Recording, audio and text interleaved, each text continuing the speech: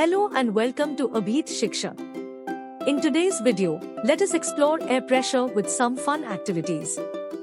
For the first activity, let us take an empty glass cup and a piece of cardboard. As you can see, the upside-down cup does not hold the cardboard in the air. But, if we repeat the activity with a cup filled with water, then let us see what happens. The cardboard sticks to the cup and not allowing the water to flow out. This is because the air pressure exerted on the card from underneath is greater than the pressure inside the glass. This is why the card manages to hold up the water, not letting it spill out. For the next activity, we take a tray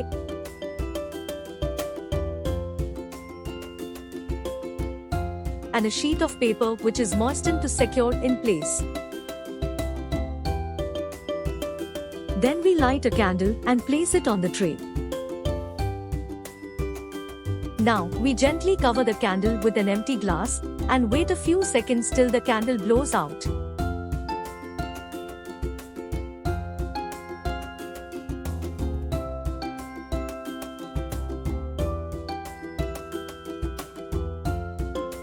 We will see that the upside-down glass is now capable of holding the tray in the air.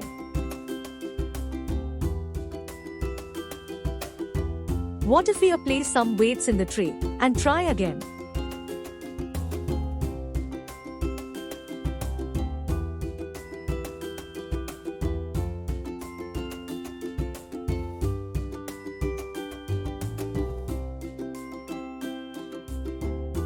Now can the tray stay up in the air? Yes, the setup will still be able to float in the air. For the third activity, we will try to make a glass float in the air with the help of a balloon and few matchsticks. Let us see how.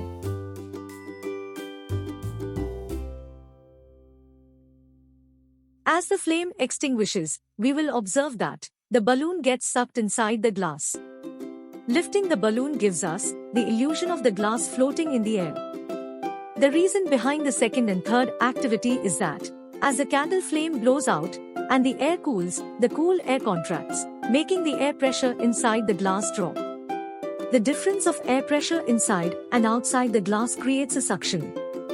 This suction makes the glass hold the tray in the second activity and the balloon hold the glass in third. The last activity reveals a trick on how we can empty a water bottle faster. Emptying a water bottle usually takes time because, as water flows out, air has to take its place. The timer on the screen shows the time taken when we normally try to empty a water bottle. But what if we spin the bottle instead of letting the water drop naturally?